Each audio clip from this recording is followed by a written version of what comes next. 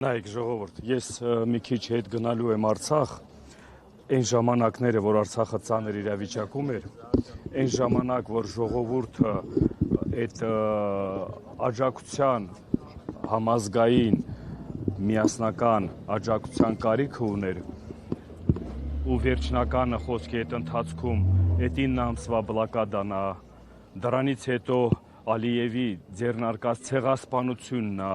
դրանից հետո այդ ժողովուրդը ցեղասպանությունից փրկվելով եկավ հասավ Մայր Հայաստան ու նույն իրավիճակը մեկ առ մեկ կրկնում է Հայաստանում։ Համախմբվածություն չկա, ազգային պայքար չկա, բոլորը ինչի համար են մենակ արձագանքով բավարարվում, բոլորը ինչի համար են մենակ մեկնաբանությունով բավարարվում, բոլոր ոստիկանությունը, բոլոր ուժային մարմինների ղեկավարները, բոլոր դատավորները, մտածեք, տեսեք, ձեր աչքի առաջ Սուրբ Արցախում դատավորները ինչ իրավիճակում հայտնվեցին, ոստիկանները ինչ իրավիճակում հայտնվեցին, բոլոր են ուժային կառույցների ներկայացուցիչները ինչ իրավիճակի հայտնվեցին ու ինչի պատճառով։ Այսօր ամեն մեկիդ էլ բռնելու են,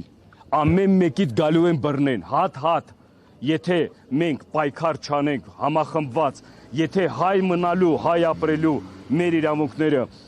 Մայր Հայաստանում ամբողջ ազգովի չկաղնենք, դիմադրենք, հատ-հատ բռնելու են, բոլորիդ եմ ասում, ու հատ-հատ ինքն էլ չի հասցնի, Ալիևն է գալու բռնի, թուրքն է գալու, որովհետև դա թուրքական ծրագիր է, մեկ ձեր համար բոլորիդ արցախցիները ցավալի օրինակ եք, նորից եմ ասում ձեզ, աչքներդ բացեք, ուշներդ, գլուխներդ հավաքեք, ես մի հատ փոքր սես մեջբերում անեմ, մենք Արցախում գտնվելու ժամանակ, այն ժամանակ, որ արդեն տեսնում ենք, որ գնում ենք կործանման,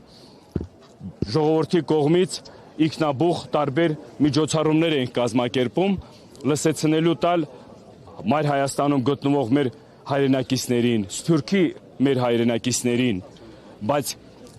ուժային կառույցները, ցավոք սրտի, ոստիկանները միշտ գալիս էին այսպես կաղնում, մեզ այդ իրավունքների հետ կախված կամ խանգարում էին, կամ ճնշում էին, կամ էլ ես մեկ եմ ուսը, բայց մի քանի օրից հետո, ոնց որ հիշում եք, Շուշիի տակ 2-3 ոստիկանի ադրբեջանցիները գնդակահարեցին։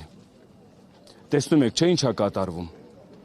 Նույն բանը ստեղ է կատարում, սիրելի հայրենակիցներ, նորից եմ ասում, վերջ տվեք այդ մեկնաբանություններով բավարարվելը, վերջ տվեք այդ ձևի ձևաչափով արձագանքներով, ամեն օր մի մարդու բռնում են, ամեն օր մի քանի հոգի բռնում են, ձեր մոտ հարց չի ծագում, որ սրա վերջը ինչն է գալու, ձեր մոտ հարց չի ծագում, մենք ինչ ենք ու ինչ ուղղության վրա ենք գնում, սա ցավալի բան է,